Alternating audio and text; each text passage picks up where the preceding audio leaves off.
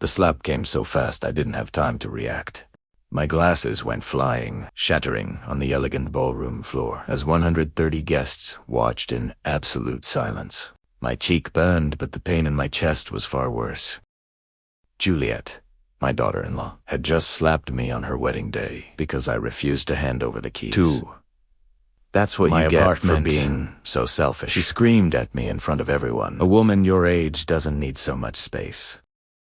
The silence that followed was deafening. No one moved to help me as I crouched down, trembling to pick up my broken glasses.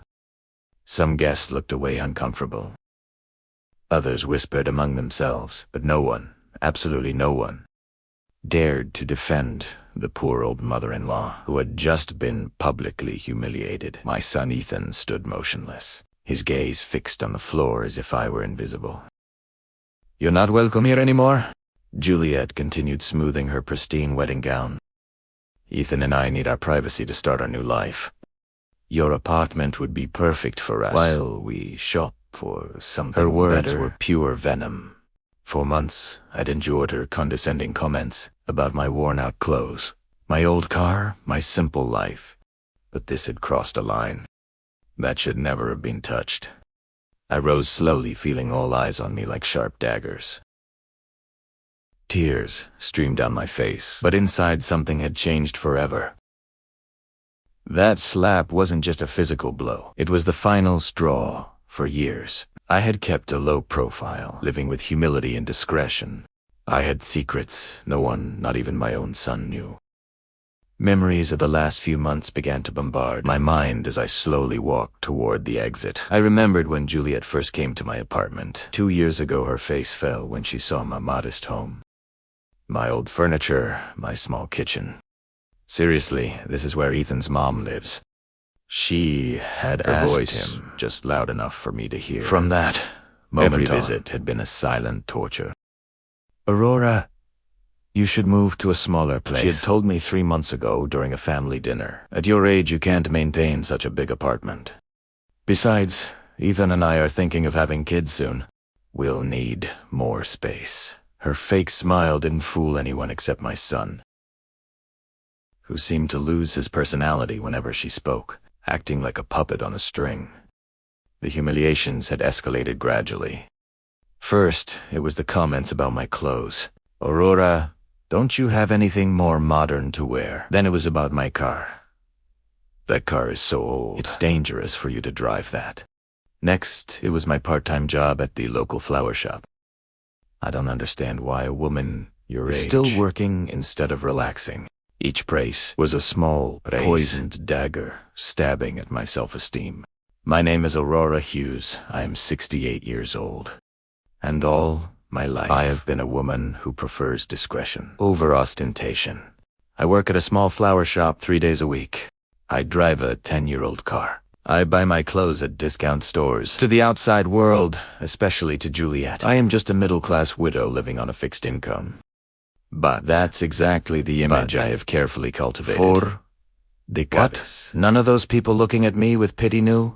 Was that my life had been completely different. Before my husband passed, my husband Robert had not been the office worker everyone believed. We had made a conscious decision to live modestly, to keep our true wealth a secret, our family's privacy, in a way that I now understood had been prophetic.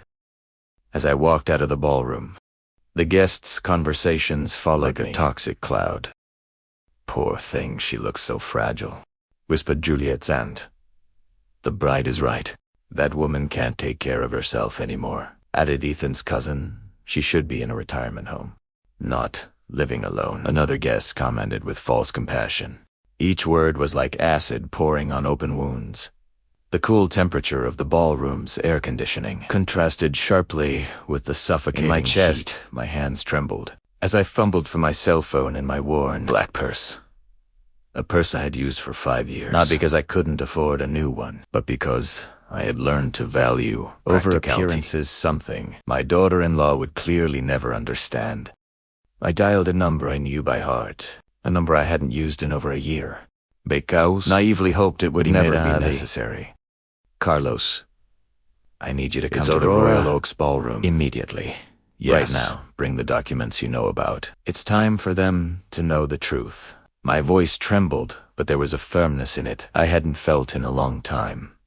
Are you sure, Mrs. Carlos asked, with his professional but concerned voice. Once we do this, there's no turning back. I glanced back at the ballroom one last time, where I could see Juliet laughing with her friends, telling them how she had put her useless mother-in-law in her place. Ethan was by her side, smiling weakly, showing not a single ounce of remorse for what he had just witnessed. Completely sure, I replied. 30 minutes. No, Carlo. I hung up the phone and walked toward my car. With determined steps, for the first time in years, I was going to drop the mask I had used to protect my family. For the first time, they were going to meet the real Aurora Hughes, and when that happened, when reality hit, their perfect fake worlds, they would understand the true meaning of the word regret. The parking lot was quiet, lit by street lights that cast long shadows between the cars. I sat in my old sedan and waited. 30 minutes for their lives to change forever. 30 minutes for them to discover they had made the biggest mistake of their lives by humiliating the woman who had secretly been taking care of them more than they could ever imagine. While I waited in my car, memories of how I had reached this moment began to flood my mind like an unstoppable avalanche. It had all started exactly 2 years ago, when Ethan came to my apartment with that nervous smile I knew so well. From when he was a boy, Mom, I want you to meet someone very special. He had told me, and there she was. Juliet with her perfectly styled hair, her designer and clothes, that smile that didn't reach her eyes. From the very first moment, I knew something wasn't right. The way she looked at my apartment, evaluating every corner with thinly veiled disdain, told me everything I needed to know about her intentions.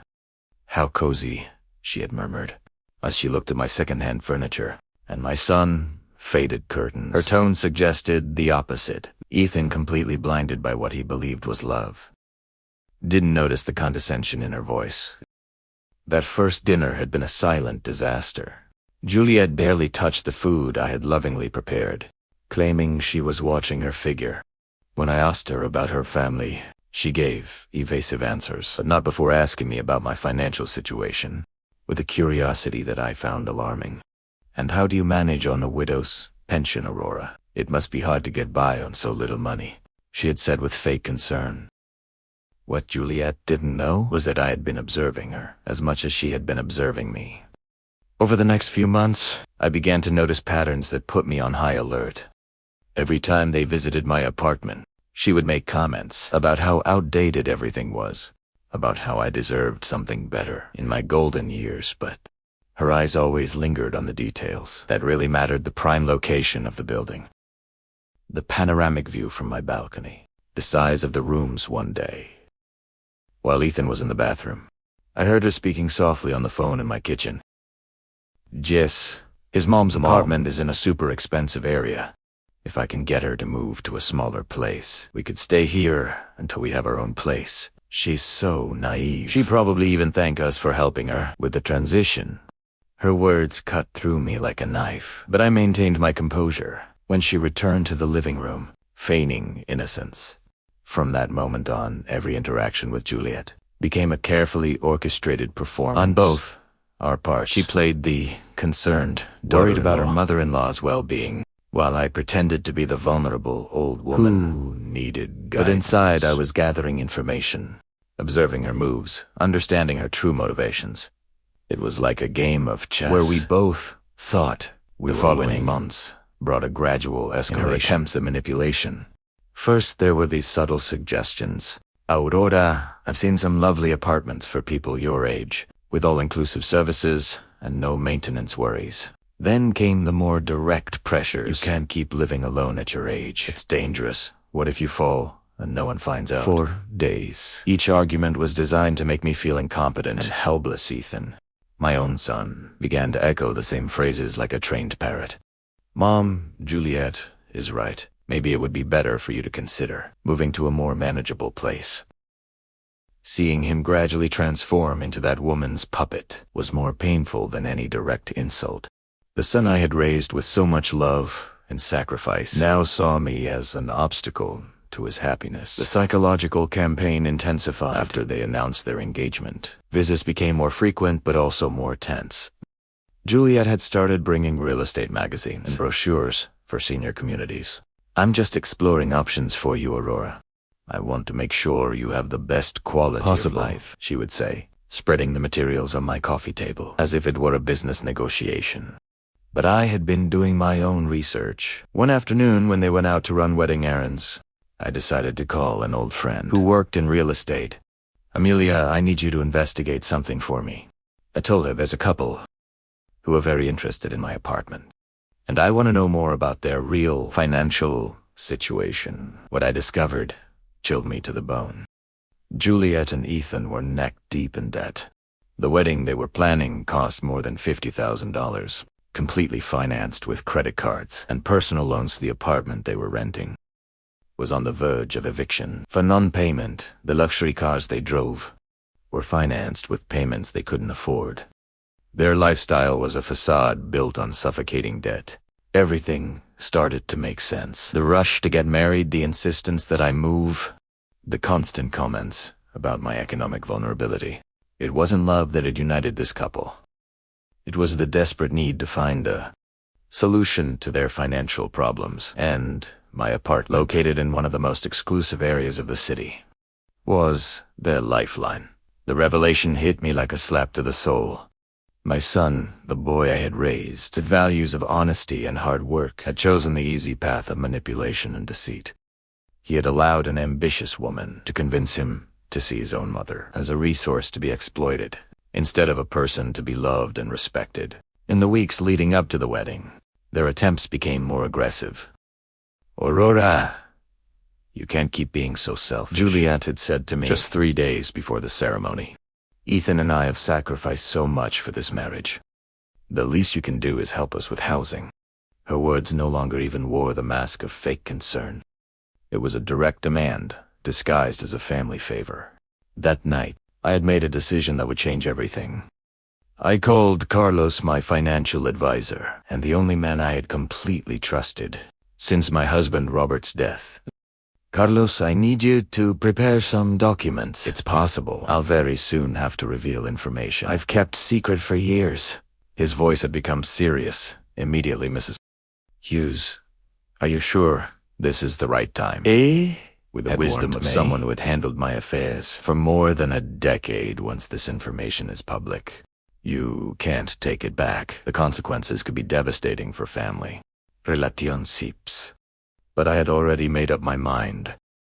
The family I had tried to protect with my silence had chosen to betray me, and now, sitting in my car in the ballroom parking lot, waiting for Carlos to arrive with the documents that would change everything, I realized the moment of truth had come. 25 more minutes, and Juliet, Ethan, and all those guests who had looked at me with pity would discover who Aurora Hughes really was. 25 more minutes, and their perfect worlds, built on lies and would crumble like sand castles. The night breeze rustled the tree leaves around the parking lot, creating dancing shadows under the lights. It was strangely poetic that on such a beautiful night, so many illusions were about to die forever. 20 minutes had passed since my call to Carlos. Every second felt like an eternity. From I could see the golden lights of the ballroom, hear the cheerful and laughter spilling out of the open windows. It was surreal to think that in just a few minutes, that celebration would turn into a nightmare. For the main players, I closed my eyes and let the most painful memories of the last few months flood my mind. I needed to remember exactly why I had reached this point of no return. The biggest humiliation had happened just 2 weeks before the wedding, during what Juliet had called an important family meeting. She had arrived at my apartment, accompanied not only by Ethan, but also by her parents, a perfectly planned ambush. "Aurora, we want to talk to you about your future." Juliet's mother, and haughty woman, who looked at me as if I were a bothersome insect, "We believe it's time for you to make responsible decisions about your life," continued Juliet's father, a burly man who had surveyed my apartment with the eyes of an appraiser, evaluating a property at your age. Living alone in such a big place is not only unnecessary but dangerous.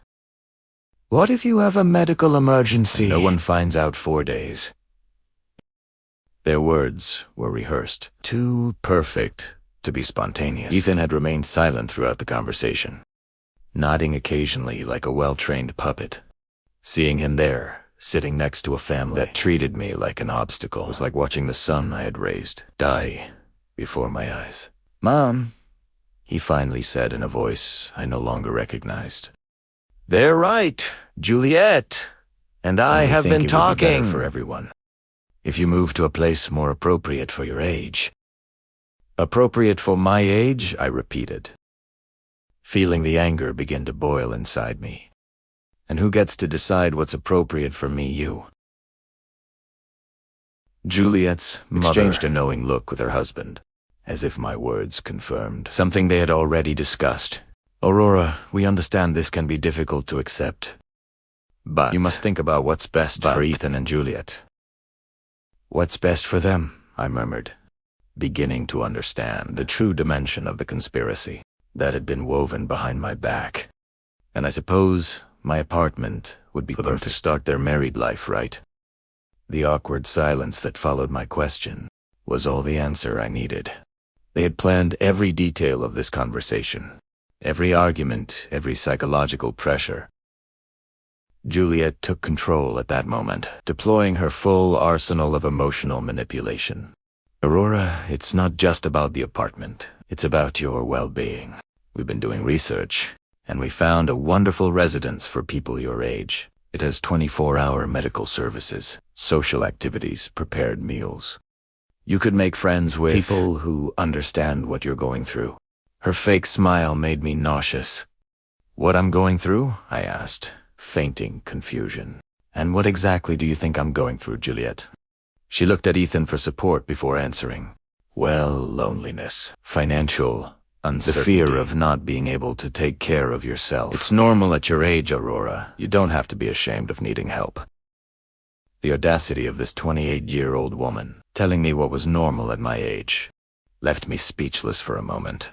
But then I saw something in her eyes that chilled me. The absolute certainty that she had a right to my life, my home, my decisions.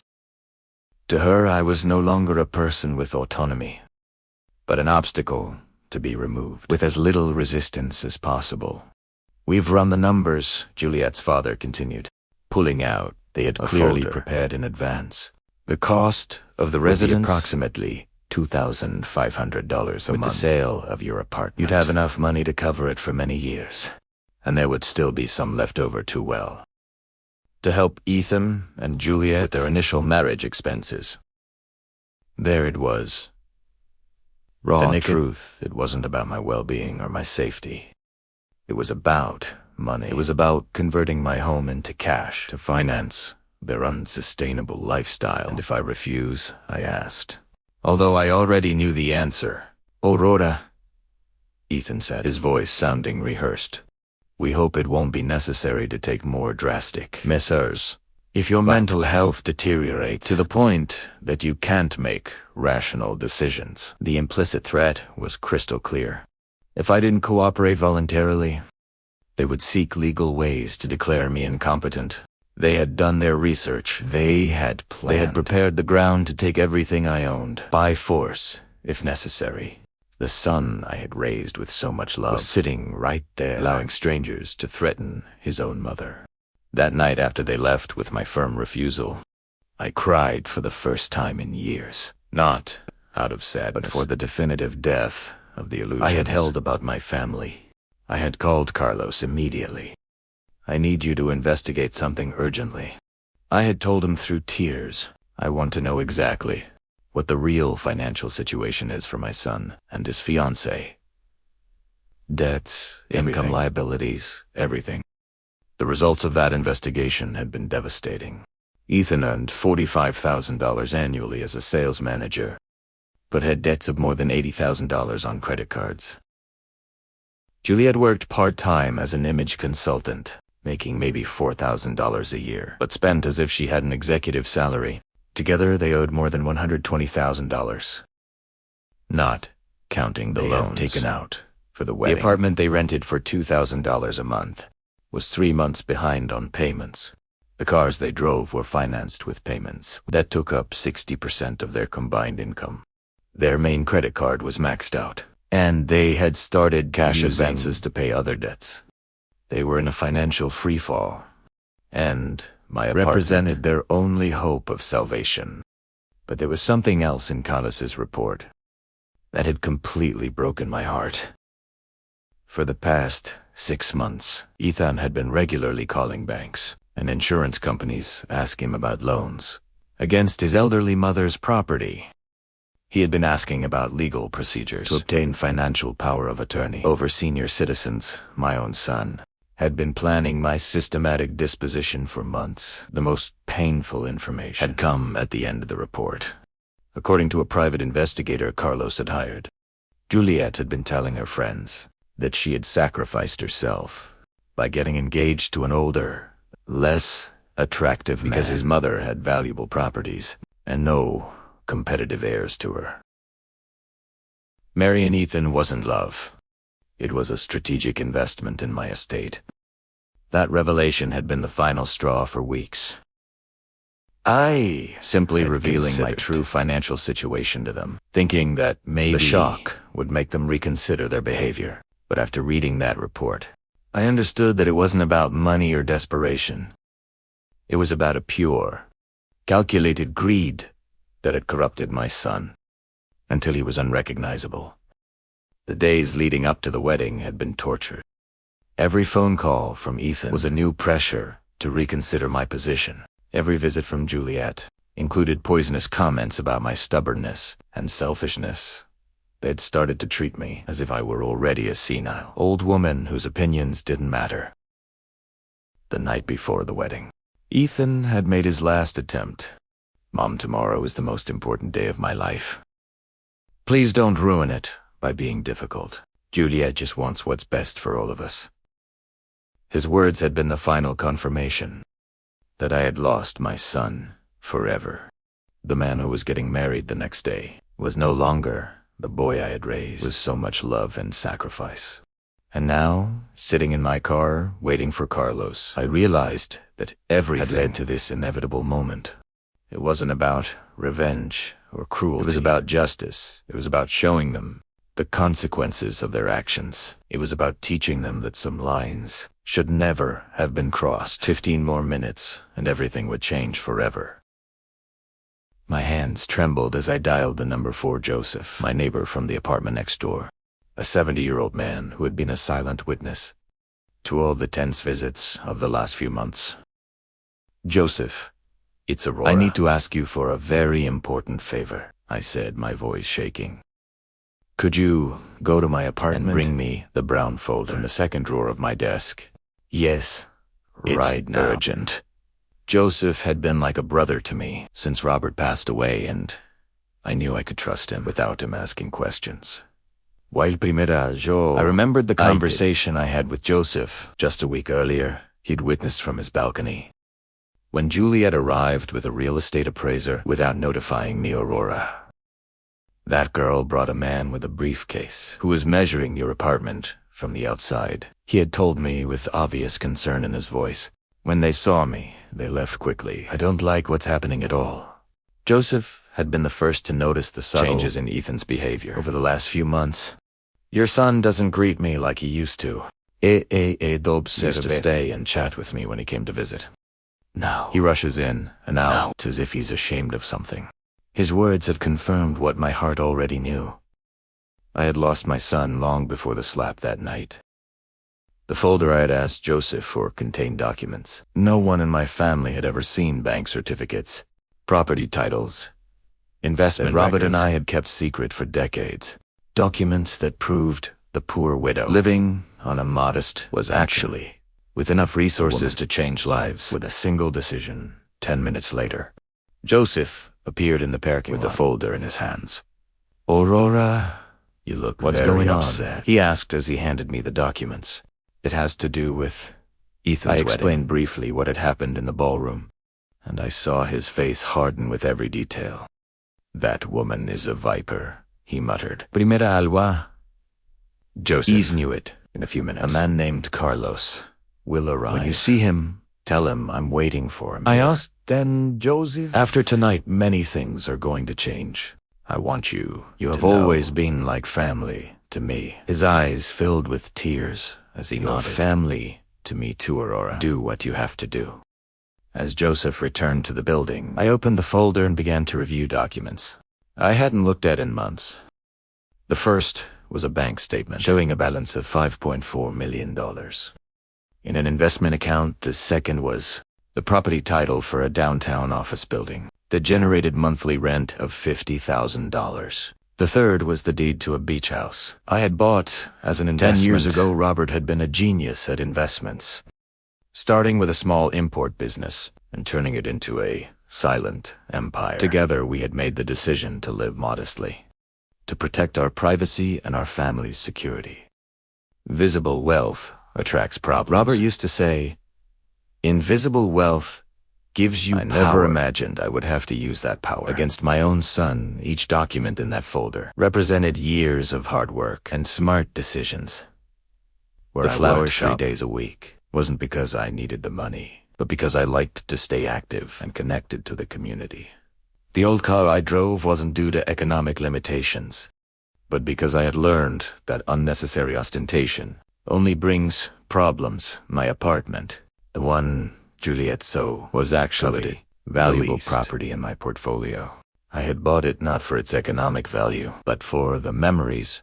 It was where Robert and I had spent our last years together, where we had planned our future, where he had passed away in my arms after a brave battle with cancer. But there was something else, and that would change everything. For Ethan and Juliet, for the last 3 years, since my son had started having financial problems, I had been secretly paying many of his debts.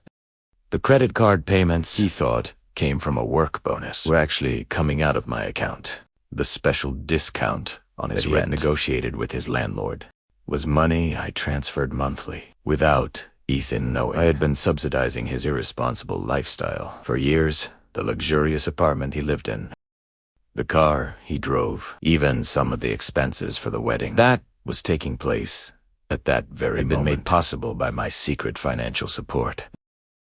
I had thought I was helping my son through a difficult time, not realizing I was financing his transformation into a person I didn't recognize. The bank records showed monthly transfers totaling $4,500 that had kept the sinking ship of Ethan's financial life afloat. Money he thought came from work bonuses or tax refunds, when in reality, it was his desperately trying to protect him from the consequences of his irresponsible decisions. The irony was devastating, while Juliet was humiliating me for being an economic burden on their future marriage. I was the only reason they could afford that marriage. While they were planning to strip me of my apartment to solve their financial problems, I had been solving those problems in secret for years. I closed the folder and looked toward the ballroom. Once more, the lights were still shining. The music was still playing. The guests were still celebrating. But in less than 5 minutes, Carlos would arrive with the final documents I needed. In less than 5 minutes, the process of cutting all the financial threads I had used to protect a son who had chosen to betray me would begin. This is not revenge, I reminded myself. This is justice. This is about teaching them that actions have consequences, that greed has a price, that family is not something you can sell for economic convenience. I had tried to protect Ethan from reality for too long, and that protection had corrupted him until he was unrecognizable. Headlights of a car approached the parking lot, illuminating the night with a white light. That momentarily blinded me. It was Carlos, punctual as always, arriving with the documents. That would change everything forever. I got out of my car and walked toward him, feeling how each step took further away from the Aurora I had closer to the woman I needed to become. Señora, Carlos said as he got out of his car, a legal brief under his arm. Are you completely sure about this? Once we go in there will be no way to undo what is about to happen. I looked toward the ballroom one last time, where my son and his new wife were probably still celebrating their victory over the useless old woman they had just humiliated. I've never been more sure of something in my life. Carlos, it's time for them to meet the real Aurora Hughes. Carlos opened his folder under the parking lot light and began to show me the documents he had prepared with his characteristic efficiency. Mrs. Hughes here. Keys for the immediate suspension of all bank transfers. You have been making in Ethan Hughes's name, he said, pointing to the first paper. Also, is the notice of cancellation of the lease agreement that you had confidentially guaranteed. The landlord will receive this document tomorrow morning. I took the papers with trembling but determined hands. Each document represented a thread that I had carefully woven for years, and to protect my son, cutting those threads one by one. And the payment for the ballroom, I asked, although I already knew the answer. Cancelled, Carlos. Day you had guaranteed will be withdrawn tonight. They will have until to find tomorrow an alternative form of payment. Confirm. The magnitude of what I was about to do hit me like a cold wave for 3 years. I had been the invisible safety net that had kept Ethan and Juliet's lives afloat. The apartment they lived in, the car he drove, even the wedding that was taking place at that had all moment been made possible by my financial support, and now, in a single night, I was going to withdraw all that support, definitively. Carlos, I want you to understand something, I said to him, as I signed each document with the determination I hadn't felt in years. This is not cruelty or revenge. This is the only way, the real value of things. For I protected them from the consequences of their actions, and that protection corrupted them into people I don't recognize. I understand perfectly, Mrs. Hughes, Carlos replied with genuine respect in his voice. In my 30 years as a financial advisor, I have seen many families destroyed by greed, and ingratitude. What you are doing requires more courage than most people possess. His words gave me the final strength I needed to take the last step. We walked together toward the ballroom. With each step I could feel my heart beating faster. It wasn't nervousness I felt. It was a strange mix of sadness for what I had lost and anticipation for what I was about to regain. My dignity, my self-respect, my right to be treated as a human being, instead of as a resource to be exploited. The music stopped abruptly when we entered the ballroom. 130 pairs of eyes turned toward us, and I could see the confusion on the guest faces. Some recognized Carlos immediately. After all, he had handled the financial affairs of several prominent families in the city. For decades, his presence at social events meant that something important was about to happen. Juliet was the first to react. "What are you doing here, Aurora?" She shouted at me from the center of the dance floor, where she had been posing for photos with Ethan. "You already left once. Wasn't that enough drama for one night?" Her voice carried that arrogance I had come to know so well, but I could detect a note of nervousness that hadn't been there before. "Ladies and gentlemen," Carlos said in a clear, professional voice, "I apologize for interrupting this celebration, but I have legal matters to discuss with Mr. Ethan Hughes and Mrs. Juliet Dawson." The silence that followed was so you could hear the hum of the air conditioning. Some guests began to pull out their cell phones, sensing they were about to witness something extraordinary. Ethan slowly approached, his face pale and his eyes full of confusion. "What's going on here, Mom?" Sensing, he asked me in a voice that no longer sounded as confident as it had when he had humiliated me just minutes before. "Who is this man? Why is he talking about legal matters?" I could see his hands trembling slightly as he adjusted his tie, a nervous gesture he had had since childhood. "Ethan," I said in a voice firmer than it had sounded in months. "This is Carlos Jones, my financial and legal advisor. He has come to deliver some documents that I think you will find very enlightening." Carlos opened his folder and took out the first document. "Mr. Ethan, you are hereby notified that the financial your mother had provided for your lease agreement has been immediately cancelled. Your landlord will be notified tomorrow morning, and you will have 30 days to find a new guarantor or vacate the property." All the color drained from Ethan's face.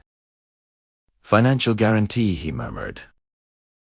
looking at me with eyes that were beginning to fill with comprehension and horror.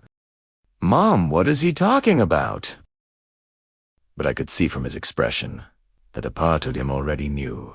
For years, he had suspected that his financial luck wasn't completely natural, but he had chosen not to ask questions, because the answers might have been uncomfortable.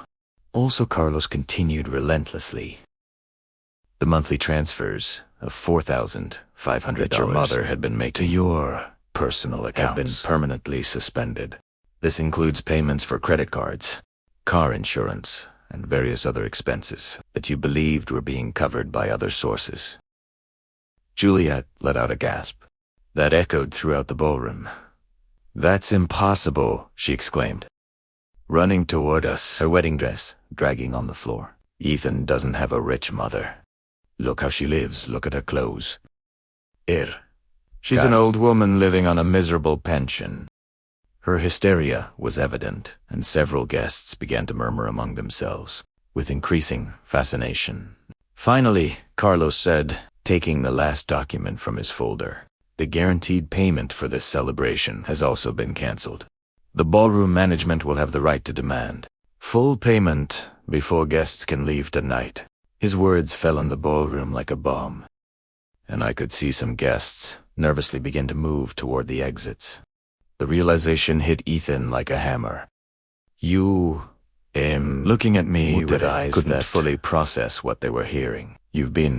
All this time, you've been paying for everything." His voice broke on the last word. For a moment I saw the small boy he had once been, vulnerable and confused for 3 years. "Ethan," I confirmed in a voice that sounded strangely calm after the emotional storm I had been living through. 3 years. I was helping you get through a difficult time. 3 years in which I believed you would eventually recover 3 years and become the man I raised.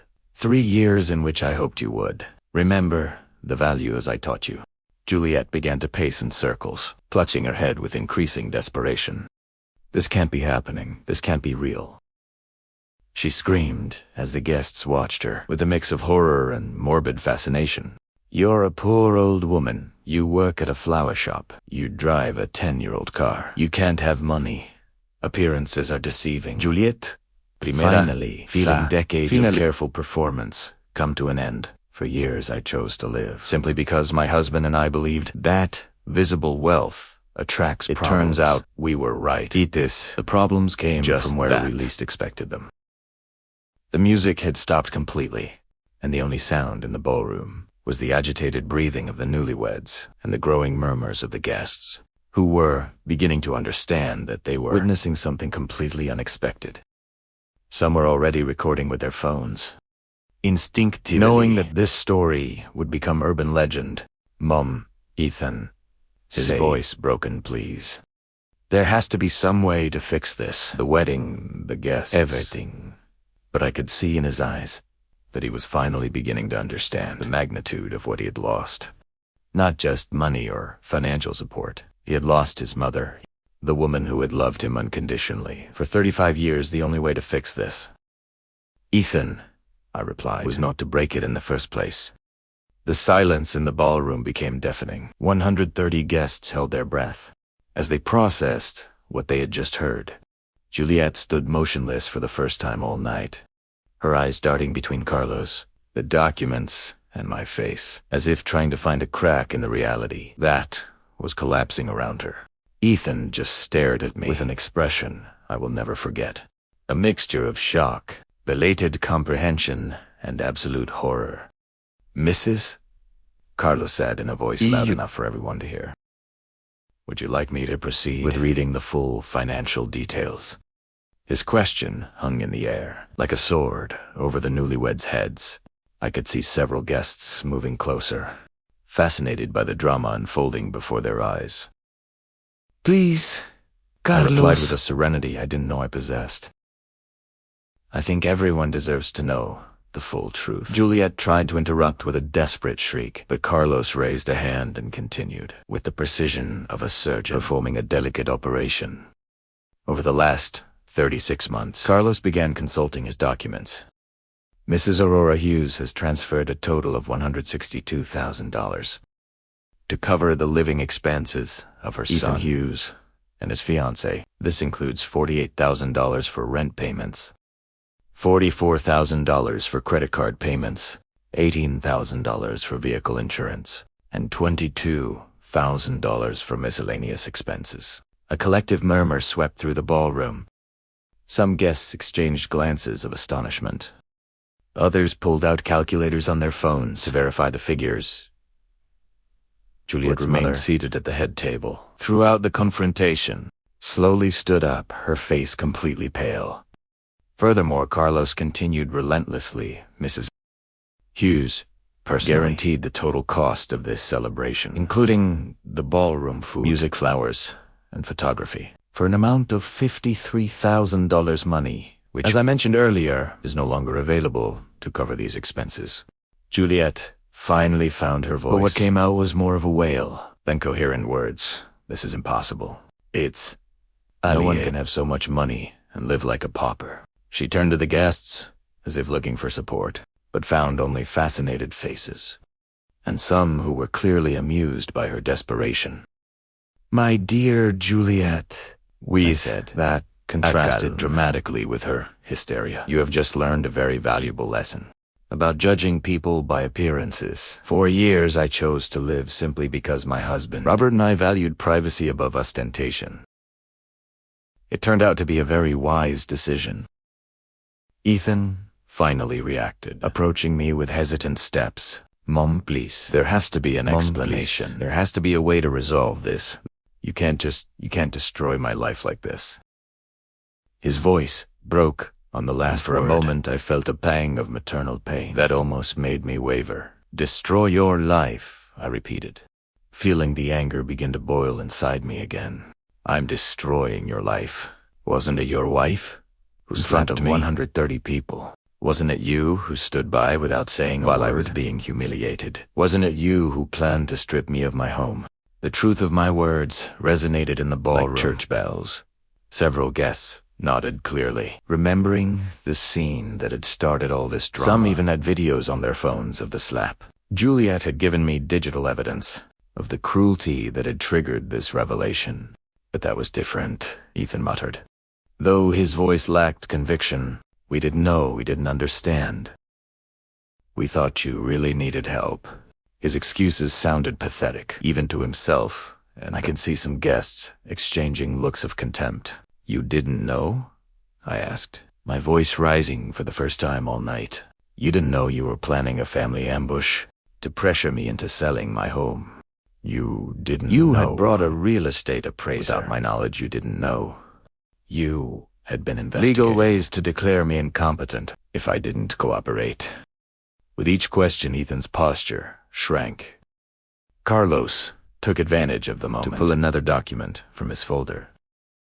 "Mr. Hughes, I must also inform you that your mother has decided to amend her will. All that were previously designated for you to inherit assets have been redirected to charities dedicated to protecting seniors from family abuse." The impact of this declaration was like a silent explosion. Juliet staggered backward as if she had been physically hit. "You can't do that!" she shrieked, her mask of composure finally falling completely. "We're your family. Ethan is your only son. You can't disinherit him over a stupid fight." "A stupid fight," I repeated, letting the words hang in the tension-filled air. "Is that how you describe a family conspiracy? An old woman. Is that how you justify slapping your husband's mother?" On her own wedding day, my voice had turned icy, and I could see some guests flinch. Juliet's father, who had remained silent throughout the confrontation, finally, with an expression of poorly disguised panic. "Mrs. Hughes, I think we're all a little upset by the emotions of the day. Maybe we could discuss this in private. Things have calmed down a bit." His tone was that of a man who had just realized he had bet on the wrong horse. "There's nothing to discuss in private," I replied firmly. "Everything I had to say has been said here, in front of the same people who witnessed my humiliation. You chose to make this public, so my response will be public." The guests' heads moved between us, as if watching a tennis match, absorbed in every exchange. Carlos closed his folder with a dry snap that echoed throughout the ballroom. Señora, all documents have been delivered and explained. The legal effects will begin immediately. He turned to Ethan and Juliet with a professional expression, but not without a certain satisfaction. I suggest you contact your own legal and financial advisors as soon as possible. Juliet finally collapsed. She literally dropped into a nearby chair and began to cry with uncontrolled sobs that echoed through the ballroom. Everything is ruined, she murmured through her tears.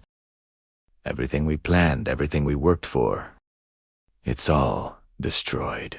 Her wedding dress was once immaculate and stained with tears. No, Primera, approaching her for the first time since the slap. What's destroyed are the lies, the greed, and the lack of respect. What's destroyed is the illusion that you can treat people like objects and expect there to be no consequences. I stopped in front of her, forcing her to look up. This is what happens when you mistake kindness for weakness. Ethan went to his wife and placed a trembling hand on her shoulder. Juliet, we have to find a way to fix this. There has to be something we can do. But even as he spoke, I could see in his eyes that he knew it was too late. Some bridges once burned cannot be rebuilt. There is a way to fix this, Ethan, I said, looking him directly in the eyes. For the first time in months. Without feeling pain, you can learn from this. You can grow from this. You can become the people I hoped you would be. Before greed, my voice softened slightly. Corrupted you. Because despite everything, he was still my son, but that growth will have to happen. Without my financial help, without my apartment, and without my inheritance. You will have to do it the hard way, like everyone else does. The ballroom remained in absolute silence, every person present knowing that they were witnessing the definitive end of a family relationship. Carlos and I headed toward the exit, leaving behind a ballroom full of shocked guests and a newlywed couple whose perfect world had collapsed in less than 30 minutes. As Carlos and I walked toward the exit, the silence behind us was interrupted by a voice. I didn't expect to hear Wait Aurora. It was Lucy, Ethan's younger sister, who had been sitting at a table in the back. Throughout the confrontation, she ran toward us, with tears in her eyes and an expression of absolute horror on her face. Aunt Aurora. On her face, Lucy said in a trembling voice. I didn't know anything about this. Primera, Ethan never told me what they were planning with you. Era. Lucy had always been my favorite niece, a 29-year-old who worked as a teacher and had maintained a close relationship with me, even after Ethan had distanced himself. If I had known what they were going to do to you, I would have tried to stop them. I stopped and looked at her, seeing in her eyes the same honesty I had known since she was a little girl. I know, Lucy, I said softly, placing a hand on her cheek. You have always been different. You've never seen people as opportunities or resources to be exploited. Her tears fell harder as she nodded, clearly devastated by her brother's actions. But why did you never tell us? Lucy asked, the money? With genuine confusion. Why did you keep all this a secret for so many years? It was a question that deserved an honest answer, especially coming from someone who had always treated me with respect and genuine love. Because your Uncle Robert and I learned a long time ago that money changes people. Primera, as some guests discreetly moved closer to listen. We have seen families destroyed by inheritances, friendships ended by loans, and children who see their parents as walking pensions. We decided to live simply, to protect the relationships that really mattered. Lucy nodded slowly, beginning to understand the wisdom behind my decisions. But Ethan, he was different before. When he would have defended anyone who hurt you. What happened to him? Her question contained all the pain of a sister who had watched her brother transform into someone unrecognizable. What happened to him was Juliet. I replied with sadness, but without bitterness. What happened to him was greed, disguised as love, ambition without values, and me, in my effort to protect him, depriving him of the chance to learn important lessons about responsibility and consequences. My answer resonated through the ballroom, where the guests were still engrossed in every word. Carlos had respectfully stayed to the side during this exchange, but now he approached and murmured something in my ear. Señora, the ballroom manager is approaching. It seems he's already found out about the cancellation of the guaranteed payment. Indeed, I could see a burly man in a suit walking toward us, with several papers in his hands and a very serious expression. Mrs. Hughes, the manager said in a tense voice, "I just received a payment cancellation notice. That is highly irregular. The contract for this celebration is guaranteed until tomorrow morning. Can you explain what's happening here?" His presence added a new layer of immediate reality to the crises I had just triggered. "Mr. Martinez," I replied, remembering his name from the conversations we had when I secretly arranged the wedding payment. "The financial guarantee I provided for this celebration has been revoked due to extraordinary circumstances that have come to light tonight." I gestured toward Ethan and Juliet, who remained in the center of the ballroom, like statues of despair, I understand. Martinez said, looking at the scene, with the experience of who had handled social events for decades, and who will be responsible for the payment now. "The total outstanding amount is $53,000, including the ballroom food, music, flowers, and photography services." His voice was professional but firm, making it clear that someone would have to solve this problem immediately. Ethan finally reacted, approaching us with hesitant steps. "Mr. Martinez, there must be some misunderstanding. My mom, she can't just cancel the payment like that. We're family. This can be resolved." His voice carried a desperation I had never heard before, the desperation of a man who finally understood the magnitude of his situation. "Young man," Martinez said, with the forced patience of a professional, "the financial guarantee was provided by Mrs. Hughes personally and privately. She has the legal right to withdraw that guarantee. I now need someone to provide an alternative form of payment, or I will be forced immediately to suspend the event." Juliet approached, stumbling, her wedding dress now completely disheveled and her makeup smeared with tears. "You can't do this," she yelled at Martinez. "It's our wedding day. You can't ruin our wedding day over money problems." Her hysteria was evident, and several guests began to murmur among themselves with increasing discomfort. "Ma'am," Martinez replied with growing firmness, "I am not ruining anything. I am simply the contractual terms that you signed. If you cannot provide an alternative payment, immediately I will have to ask all guests to leave and suspend all services." His ultimatum fell on the ballroom like a final sentence. The reality of the situation began to penetrate the minds of the guests. Some had already started to grab their bags and discreetly head for the exits. Others remained fascinated by the drama that continued to unfold, like spectators of a traffic accident. They couldn't look away from Mom, Ethan said, approaching me with tears in his eyes. "For the first time since he was a child, please, I know what we did was wrong. I know we hurt you, but there are 130 people here. There are photos, there are memories. You can't destroy all this over a fight." His voice broke on the last word, and for a moment I saw the little boy he had once been. "Ethan," I replied with a calm that surprised me, "I am not destroying anything. You destroyed this when you chose greed over love, when you chose manipulation over honesty, when you chose to publicly humiliate me instead of treating me with the respect I deserve. As your mother, each word was like a dagger. But they were words that needed to be said. But what are we going to do?" Juliet asked in a desperate voice, looking at the guests who continued to leave the ballroom. "How are we going to explain this? How are we going to pay for all of this?" Her panic was evident, and I could see she was finally starting to understand the real implications of her actions. "You're going to do what all responsible people do. You're going to find ways to earn money honestly. You're going to learn to live within your means. You're going to discover what it means to work hard for the things you want instead of expecting others to provide them for you."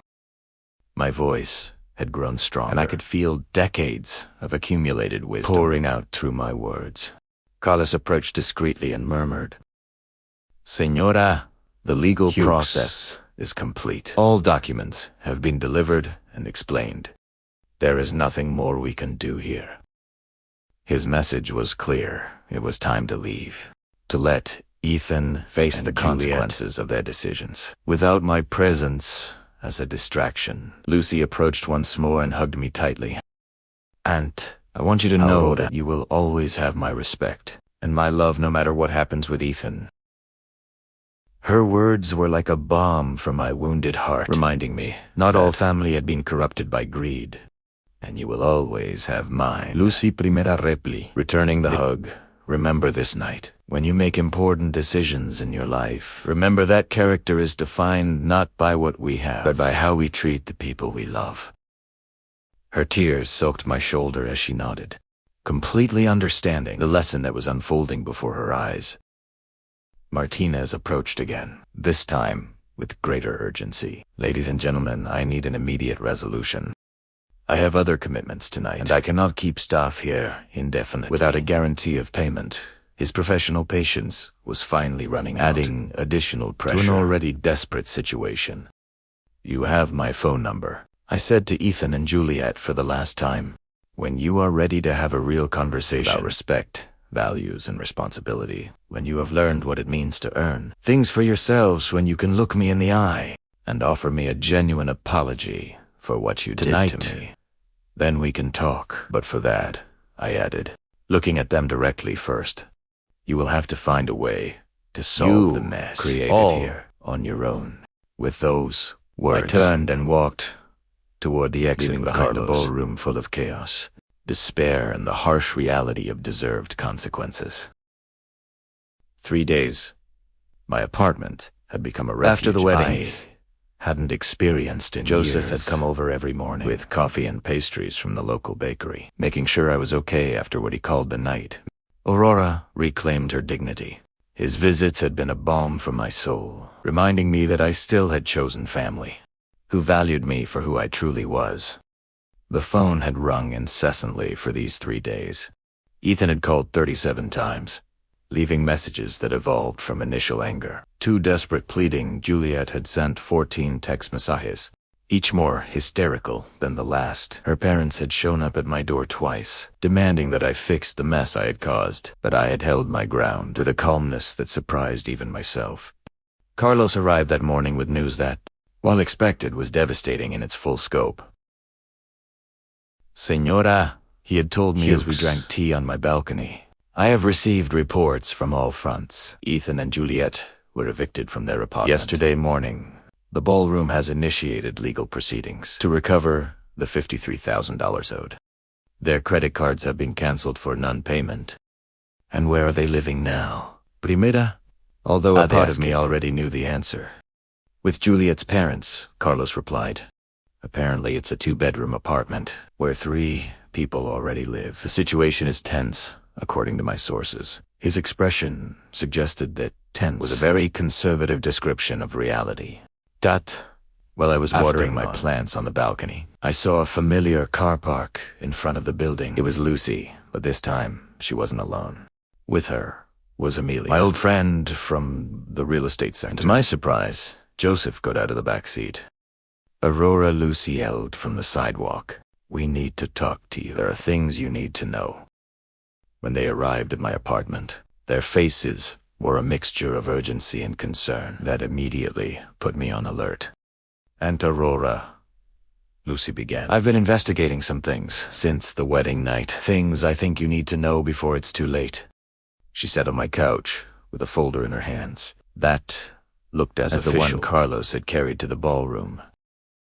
Too late for what I asked, pouring her some tea while trying to stay calm. Amelia cleared her throat and spoke for the first time. Aurora, for the last 3 days, I've been doing some digging into Ethan and Juliet's financial situation. What I found goes beyond what any of us imagined. They had been planning this for more than a year. Amelia continued opening the folder to reveal documents that made me feel sick to my stomach. I found evidence that Juliet had been consulting with lawyers, specializing in mental competency cases for seniors. They had a detailed plan to legally declare you incompetent and gain control over all your properties. Joseph, who had remained silent until then, leaned forward with a grave expression. Aurora, there's more. That night, after you left the ballroom, I overheard Juliet talking on the phone with someone. She was saying that the old woman had ruined everything. But they still had Plan B. His words sent a shiver down my spine. Plan B, I repeated, feeling my stomach clench with a mixture of fear and anger. Lucy took my hand and squeezed it gently. And they've been telling everyone you've gone senile. That the scene at the wedding evidence that you've lost touch. They're building a case for a judge to declare that you can't handle your own affairs. The magnitude of their betrayal expanded before me, like an infected wound. It wasn't enough to have publicly humiliated me, to have planned to strip me of my home, to have conspired against me for months. Now they were trying to use my justified response to their cruelty as evidence of mental incompetence. It was a wickedness that surpassed anything I had imagined possible. But that's not all, Amelia added, her voice trembling. I've discovered that Juliet has been spreading rumors in the neighborhood about your erratic behavior. She has visited several of your neighbors, suggesting that they should report anything concerning they observe about you. The systematic nature of her defamation left me breathless. Carlos, who had returned for our scheduled meeting, entered the apartment at that moment and found the atmosphere thick with tension. Mrs. Hughes, you've found out about some of the recent maneuvers. His expression was more serious than I had ever seen it.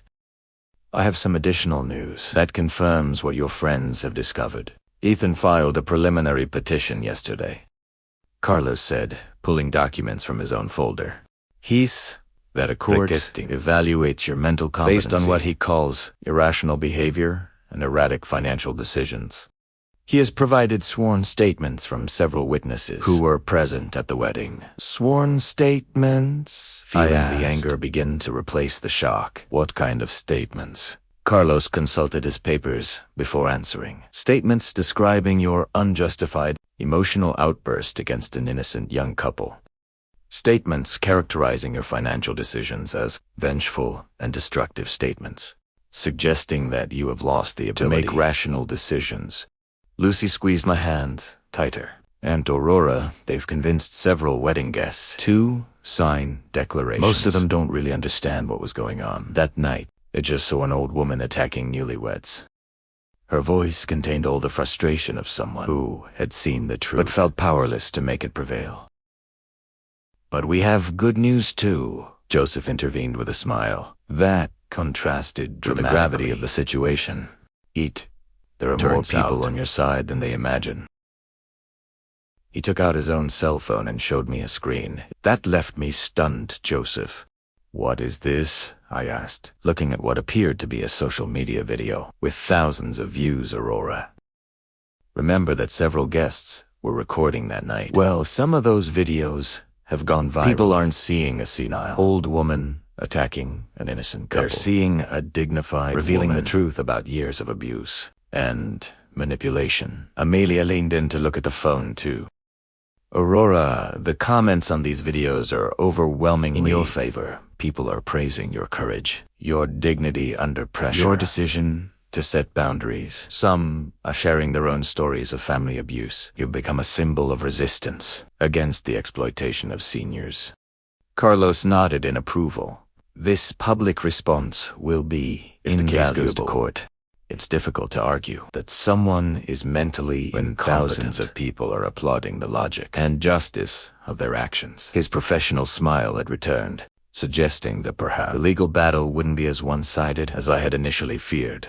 But there's something else you need to know, I said, making a decision I've been considering for the last 3 days. If Ethan and Juliet want to play this game, if they want to turn this into a public legal battle, then they are going to discover who exactly they're messing with. I stood up and walked to my desk, where I had been preparing my own folder of documents. For these 3 days, I have been in contact with several lawyers, specializing in elder abuse. I have been documenting everything. The intimidating visits, the implicit threats, the conspiracy to strip me of my property, even the slap Juliet gave me. I took out photographs of my swollen cheek, taken immediately after the wedding, medical evidence of the physical assault. If they want war, one continued, with a determination I hadn't felt in decades. They will have But it will be a war fought on my terms, with my resources and with the truth on my side. Furthermore, I added with a smile that surprised even myself. I have decided to do something I should have done years ago. I am going to tell my full story publicly. I am going to show exactly what happens when greed is disguised as family. Love the room filled with a new energy. The energy of people who knew that justice was on their side and that they had the resources to make it prevail. 6 months after that night that divided my life into a before and an after, I found myself sitting in the most important television studio in the city, waiting for the interview to begin that would tell my full story to the entire country. The program Stories of a Lifetime had contacted Carlos after the wedding. Videos had accumulated more than 2 million views. On social, my story had become a national symbol of resistance against family abuse of seniors. The journalist, Catherine Diaz, a woman respected for her professional integrity, reviewed her notes while the technicians made the final lighting adjustments.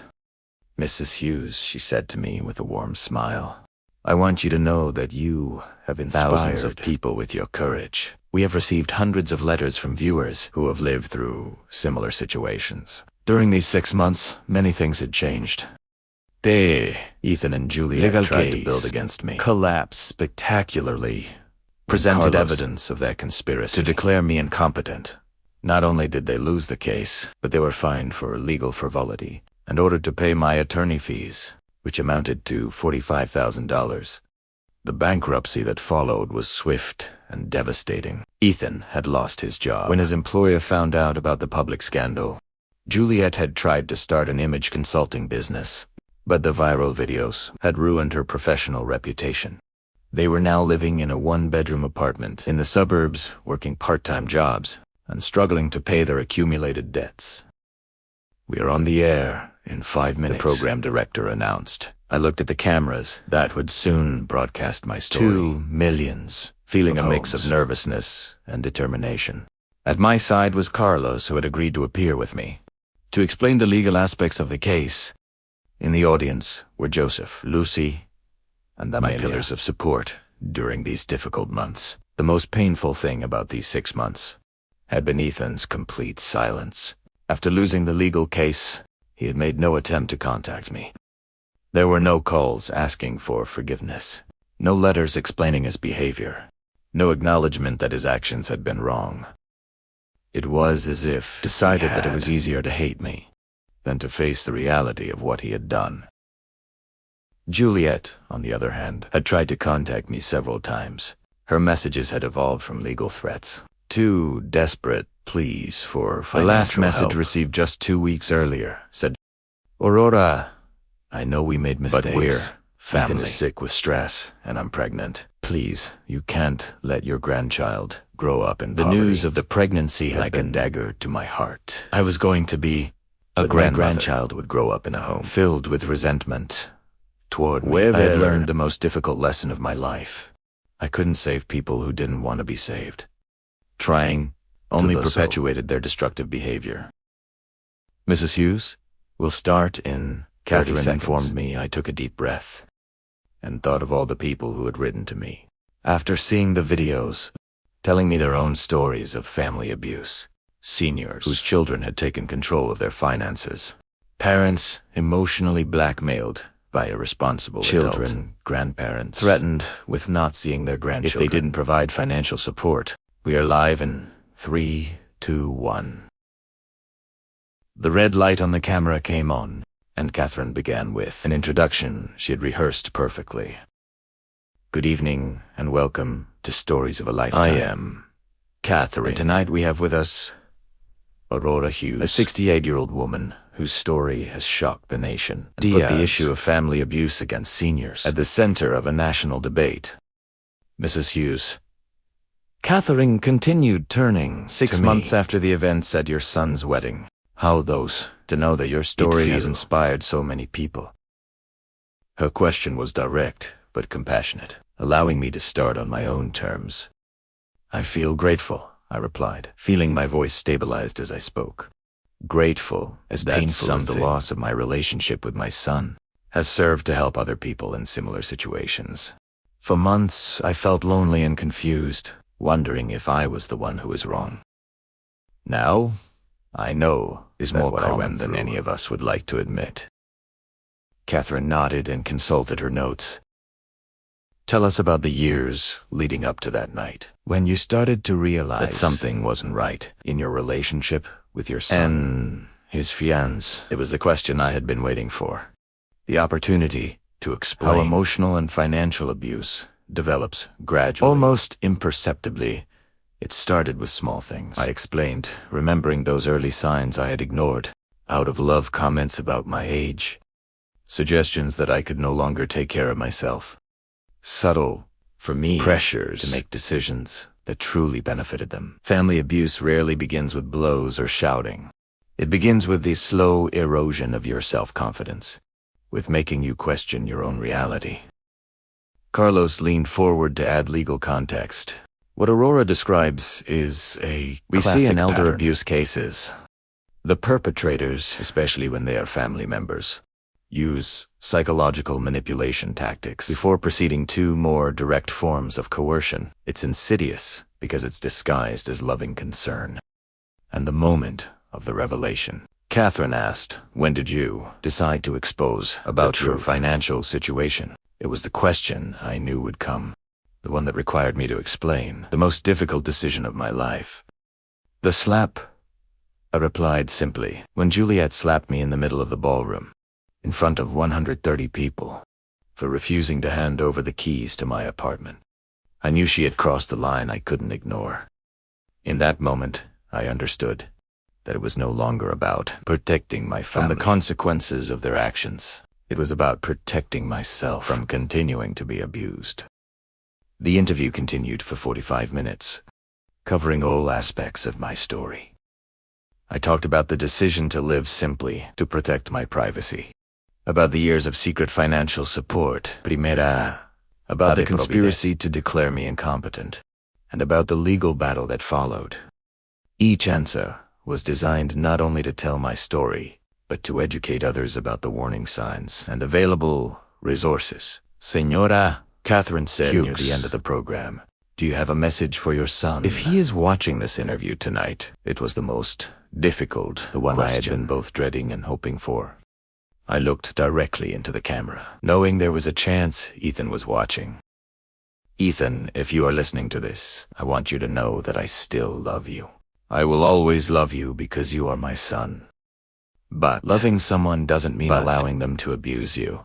Loving someone doesn't mean sacrificing your dignity for their convenience. Loving someone doesn't mean becoming a victim of their greed. The doors to my heart will always be open for you. I continued feeling tears begin to well up in my eyes. But only if you can walk through them, as the honorable man I tried to raise you to be. Only if you can look me in the eye and accept full responsibility for your actions. Only if you can show that you have that family is built on love and respect, not on opportunism and manipulation. And for all the people watching this who recognize their own story in mine, I added, addressing the broader audience, I want you to know that you have the right to be treated with dignity no matter your age. You have the right to make your own decisions about your money, your life. You have the right to set boundaries with family members who treat you badly. And you have the right to seek help when those boundaries are violated. When the cameras turned off, the studio erupted in applause from the production crew. Catherine hugged me with tears in her eyes. Aurora, that was one of the most powerful interviews I have ever done. It's going to change lives. Carlos nodded proudly, knowing we had achieved something bigger than winning a legal case. That night, as I drove back to my apartment with Joseph, Lucy, and Amelia, I felt more at peace than I had been in years. I had told my story, I had defended my truth, and I had used my pain to help others, no matter what the future held with Ethan. I knew I had done the right thing. Aurora, Lucy said from the back seat, I am so proud of you. You have turned the worst experience of your life into something that will protect thousands of people. Her words resonated in my heart as we arrived home. The apartment that Juliet had once coveted now truly felt like a home again, not because I had won a legal battle, but because I had finally learned to value myself enough to demand the respect I deserved. I had discovered that sometimes the only way to save a relationship is to be willing to lose it, and as I prepared for bed that night, I knew I had set the most important example of my life.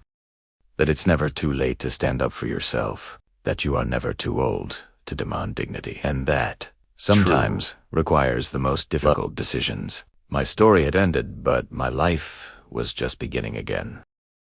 2 years have passed since that night. I divided my life into a before and an after. As I write these lines, I am sitting on the same balcony where I used to water my plants and reflect on the silent humiliations. I thought I had to, out of a mother's love, how different the world looks when you finally find the courage to put a price on your dignity. The morning began, like all of them have for the last 18 months, with a call from Carmen, the coordinator of the Aurora Hughes Foundation for the Protection of Seniors. Yes, he decided to use my name for the charitable organization I founded with part of my redirected inheritance. Aurora, we have 23 new cases this week, Carmen informed me, with that mixture of sadness and determination that characterizes those of us who work in this field. All similar patterns: adult children pressuring older parents for property or money. Every case that comes across my desk is like looking into a mirror of the past. Yesterday I reviewed the file of a 72-year-old woman whose daughter convinced her to sell her house for her own good, only to discover that the money financed a failed vacation in Europe the day before. Yesterday, it was a 69-year-old man whose twins emotionally blackmailed him. If you don't lend us $50,000, you will never see your grandchildren again. The irony is not lost on me. I have turned my worst personal experience into my most meaningful life purpose. The foundation has helped more than 400 seniors regain control over their finances, their properties, and most importantly, their self-esteem. We have specialized lawyers, social workers, psychologists, and a support system that I wish I had had when I felt so lonely and confused. Joseph is still my dearest neighbor, although he is now also my foundation's vice president. His 72 years are filled with a renewed energy since he started giving lectures on how to detect family manipulation. Aurora, he told me last week as we were reviewing cases, I never thought my golden years include becoming a detective for dysfunctional families, but it's the best adventure I've ever had. Lucy moved into the apartment next door a year ago. After her divorce from a marriage that had lasted only 8 months, she decided she needed to be close to the bravest person she knows. Working as the foundation's educational director has given her a purpose she never found in her career as a traditional teacher. Aunt Aurora, she tells me frequently, you taught me that some real family doesn't come from blood, but from those who choose to respect you unconditionally. The success of my public story has brought unexpected consequences. The book, with the help of an investigative journalist, became a national bestseller. When Love Hurts, An Elderly Woman Fights Back has sold more than 200,000 copies, and all the royalties go directly to the foundation. The letters I receive from readers are living that my experience resonated in thousands of homes where silence had been the norm. Carlos is still my financial advisor, but he is also the foundation's principal accountant. He's in handling the legal aspects of my confrontation. Ifan has become an invaluable asset in helping others in similar situations. Señora, he told me during our monthly meeting, we have recovered more than $3 million in properties, and that abusive family members had illegally obtained. The question everyone asks me, the one that comes up in every interview and every deep conversation, is if I miss Ethan. The answer is complex and painful. I miss the child. He was the young man who had shown flashes of kindness and honor. I miss the illusion of the family I thought we had. But I don't miss the last few years of manipulation, emotional blackmail, and systematic disrespect. Ethan tried to contact me exactly 3 times during these 2 years. The first was 6 months after the television interview, when apparently some co-workers had seen the show and started treating him differently. The second was when his son, my grandson, was born 14 months ago. The third was 3 months ago when Juliet left him, taking the baby and half of their meager possessions. Each time he called, it was to ask for financial help, never to offer a genuine apology or acknowledge the harm he had caused. His pattern of thought remains identical. He sees his problems as external injustices, not as consequences of his decisions. The last conversation lasted less than 5 minutes and ended when he said, "Mom, your pride is more important than your grandson." I replied with a clarity that surprised me. "Ethan, my dignity is exactly as important as my grandson, and I hope he learns that lesson better than you did." It was the first time I had ever hung up the phone on my son, and it was also strangely liberating. The topic of Oliver, my grandson, is the only one that can still make me cry. He is 14 months old and does not know me. When Juliet left, she took all the family photographs, including the few I had of him. I have created a trust fund for his college education, administered by Carlos, that'll be available when he turns 18, regardless of the relationship we have by then. Maybe Amelia tells me during our weekly dinners. When Oliver is older, he will seek his own answers about what happened in his family. Maybe he will find the courage to get to know his grandmother for himself. Amelia has become my closest confidant, especially since she also had to set difficult boundaries with toxic family members. What surprises me most about these 2 years is how much mental health, physical, improved.